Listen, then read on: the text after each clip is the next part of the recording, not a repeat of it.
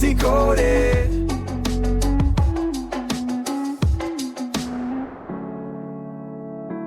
Welcome back to Book Decoded, everybody. You know, I've always thought about the whole U.S. China thing as this, massive tangled knot. Centuries of stuff all jumbled together. Yeah, it can definitely feel that way. But untangling that knot, I think, is super important. And lucky for us, Dong Wang's book, The United States in China, A History from the 18th Century to the Present, is a great place to start. Absolutely. This book is like our guide through historical labyrinth, you know? It takes us through these really surprising moments, connections, that I, for one, never would have thought of. It really changes how you see these two massive players on the world stage. Totally. So today we're going to take a deep dive, try to understand how we got to where we are today. You ready to decode some history? Born ready. Let's do it. All right. So right off the bat, the book jumps into this China trade thing. It seems like the U.S., fresh out of the independence oven, was already looking east way back in 1784. They even sent a ship called the Empress of China. What was the deal there? What was so alluring about China for a brand new nation? Well, you got to remember, the U.S. was kind of broke back then, like newly independent, not a lot of cash flow. And not just that, they were pretty desperate to make their mark on the world. So tapping into that Asia-Pacific trade network, it was like a golden ticket, a way to make some serious bank and also show everyone, hey, we're here, we're a player now. So it was kind of like a startup trying to hustle its way into the big leagues, huh? Exactly. So what exactly did the Americans have that the Chinese were clamoring for back then?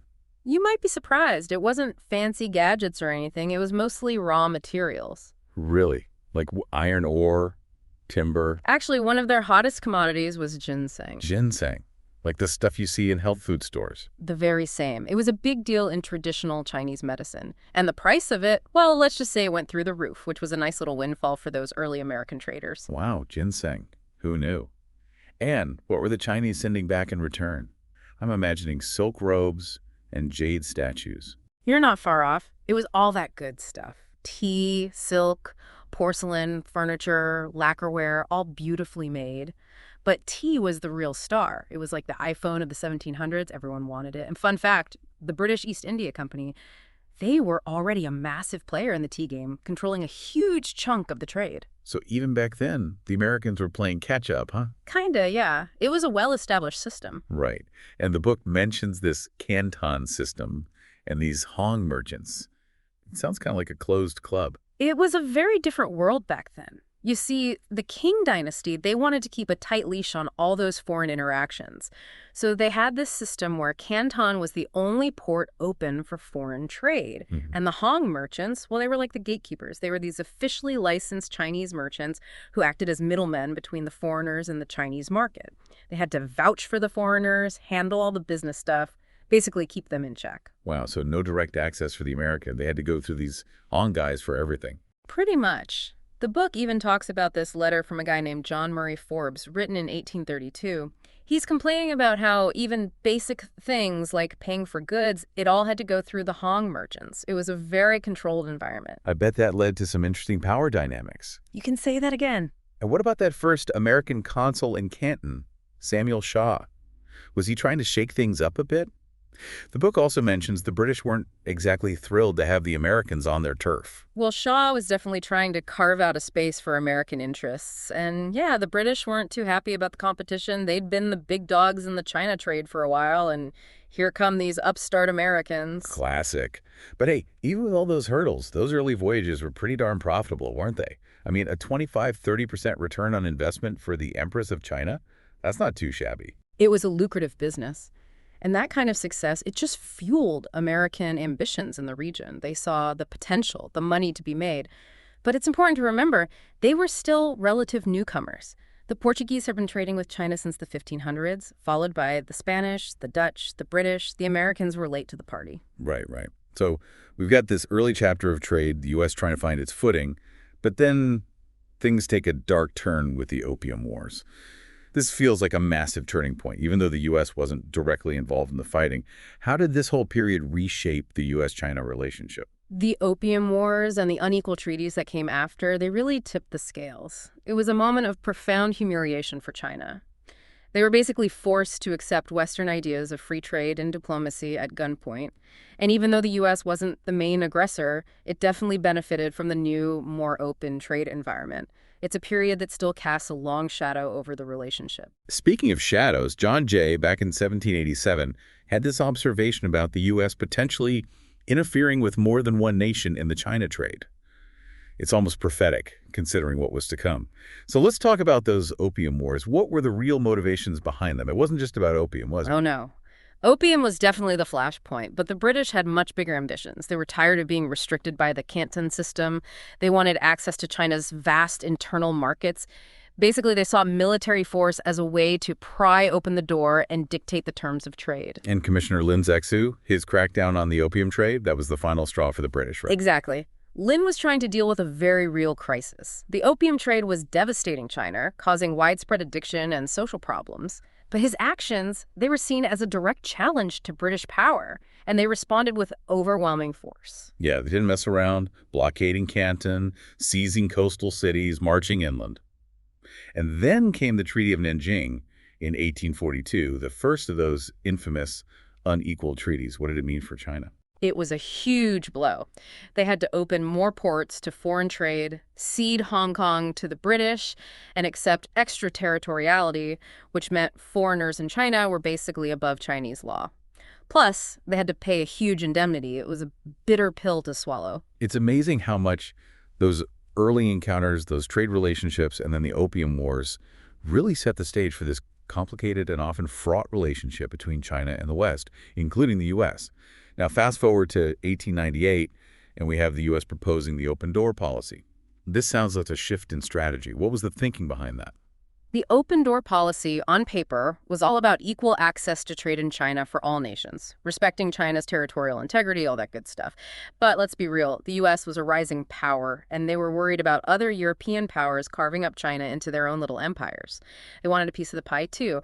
So it was a way for them to assert themselves without resorting to outright colonization. So a little bit of self-interest wrapped in some high-minded ideals. You could say that. And then you have the Boxer Uprising happening around the same time. This whole event, with its anti-foreign sentiment and the siege of the legations in Beijing, it must have been a huge wake-up call for the U.S. It definitely brought the China problem, as they called it, into sharp focus. President McKinley, he saw it as a major challenge. The Boxers' beliefs, their conviction that they were invulnerable to foreign weapons, it highlighted the massive cultural divide. And the fact that it took an international military force to put down the uprising, it showed how weak the Qing government had become. So the early 20th century, it's a period of upheaval, right? Old empires crumbling, new powers emerging. And in the midst of all this, you have the First Republic of China trying to stand on its own 2 feet, demanding equal treatment on the world stage. How did the U.S., under Woodrow Wilson and his whole idealistic vision, respond to that? The Republic of China, they were determined to throw off the shackles of those unequal treaties. And Wilson, with his talk of making the world safe for democracy and all that, he initially seemed sympathetic to their cause. But the reality of international politics is, well, complicated. Plus, China was dealing with its own internal struggle. So those hopes for full equality, they didn't materialize overnight. And China in the 1920s, man, it was a hotbed of revolution, wasn't it? You have the Kuomintang, the GMD, and the Chinese Communist Party, the CCP, both vying for power. They had some common goals, right? At least initially. Both were fiercely nationalistic. They wanted to unify China, make it strong. But their ideologies, their methods, they diverged pretty sharply, especially after 1927. And that set the stage for a long and bloody civil war. Right. And then you have Chiang Kai-shek and his nationalist government looking to the U.S. for support, particularly to counter those Japanese and Russian ambitions. Yeah. It's interesting that the U.S. was the first to grant China tariff autonomy in 1928. That must have been a big win for Chiang. It was a significant gesture. It showed that the U.S. was willing to recognize China's sovereignty, at least to some degree. And then, of course, World War II happened. Japan attacked Pearl Harbor, and suddenly the U.S. and China were allies against a common enemy. That wartime partnership, it really cemented the relationship, at least for a while. Right. And it all culminated in 1943 with the revision of those unequal treaties with U.S. support. That must have felt like a huge victory for China after decades of feeling like a second-class nation. It was a symbolic moment, a restoration of some of their lost pride. But the victory was short-lived. The underlying tension between the nationalists and the communists, it couldn't be ignored. And soon, the Civil War reignited, which would have huge consequences for the U.S.-China relationship. And then, boom, the Cold War. The U.S. and the newly established People's Republic of China find themselves on opposite sides of the ideological divide. Korea, Vietnam, all these proxy conflicts. It's a dramatic turnaround. Geopolitics can shift quickly, especially when ideology gets involved. The Korean War, the Vietnam War, they really solidified the animosity between the U.S. and the PRC. It's a period of deep mistrust, with each side viewing the other as an existential threat. And the book also mentions the Cultural Revolution in China. This period of intense internal turmoil, it seems like it really turned China inward, maybe even cost them some economic opportunities. The Cultural Revolution was a chaotic time. It definitely disrupted China's development, diverted resources away from economic growth. While other East Asian countries were experiencing an economic boom, China was focused on internal ideological struggles. It's a period that's still debated and analyzed today.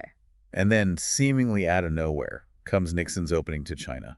This was a massive gamble, wasn't it? What were the motivations behind it? Well, you gotta remember, the Cold War was in full swing. The Soviet Union was a huge concern for the U.S., and China was a key player in that equation. Nixon and his advisors, they realized that engaging with China could help counter Soviet influence.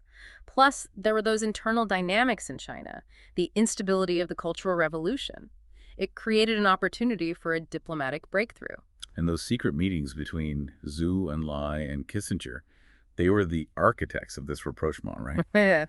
It's amazing how they managed to bridge such a huge ideological gap. They were masters of diplomacy, no doubt. Both sides had their reasons for wanting a reset. The U.S. wanted to leverage China against the Soviets, and China was looking for ways to break out of its isolation and modernize its economy. And that led to the end of the U.S. trade embargo in 1971. It's funny, the book mentions how some American media outlets were skeptical about the potential of the China market back then. It's hard to believe now, right, seeing how China's become this economic powerhouse. But back then, there was a lot of uncertainty, even doubt. It just shows how unpredictable history can be. Absolutely. And then, of course, you have Deng Xiaoping's economic reforms in the late 70s. That was a game changer. And the U.S. even supported China's entry into the WTO in 2001. Deng's reforms were revolutionary. They opened up the Chinese economy, unleashed its incredible growth potential. And the U.S., they saw it as a way to further integrate China into the global system, even if it meant some economic competition down the line. Which brings us to some of those ongoing areas of friction and cooperation. Trade imbalances, intellectual property rights, human rights, the Taiwan issue. These have been recurring themes for decades. These are complex issues with deep historical roots. Trade has always been a point of contention. The U.S. has long accused China of unfair trade practices, currency manipulation, stealing intellectual property, and then there's the whole human rights issue. China's record on human rights has been a constant source of criticism from the West. And the Taiwan issue, that's a particularly sensitive one. It's been a flashpoint for decades, and it still has the potential to escalate. The Taiwan issue is a legacy of the Chinese Civil War, and it's a core interest for both sides. China sees Taiwan as a breakaway province that must be reunified with the mainland, while the U.S. is committed to defending Taiwan's autonomy. It's a delicate balancing act. And then there's China's growing influence on the world stage. They're a major player in international organizations. They're launching their own initiatives, like the Belt and Road Initiative. It's a new era of great power competition. China's rise has been remarkable. They've gone from a relatively isolated nation to a global economic and political powerhouse in just a few decades. And they're not shy about asserting their influence. They're challenging the U.S.-led world order, promoting their own vision of global governance. So as we've seen, the relationship between the United States and China is incredibly complex. It's a story of trade and conflict, cooperation and competition, all intertwined over centuries. It's a relationship that's shaped the world we live in, and it continues to shape the future. Absolutely. And understanding that history, the ups and downs, the twists and turns, it's essential if we want to navigate the challenges and opportunities of the present. So what stood out to you the most from all of this? Was there anything that surprised you, anything that made you think differently about this relationship? You know, what really struck me was the cyclical nature of it all, how periods of intense rivalry are often followed by moments of pragmatic cooperation. It's a reminder that even in the midst of conflict, there's always the possibility of finding common ground. That's a hopeful thought. And on that note, here's something to consider. Despite all the friction, all the disagreements, both the U.S. and China have shown a remarkable ability to avoid a direct military confrontation. That's something to keep in mind as we navigate the complexities of the 21st century. It's a testament to the importance of diplomacy, of dialogue, even when the stakes are high. The cost of conflict, especially between nuclear-armed powers, is simply too great.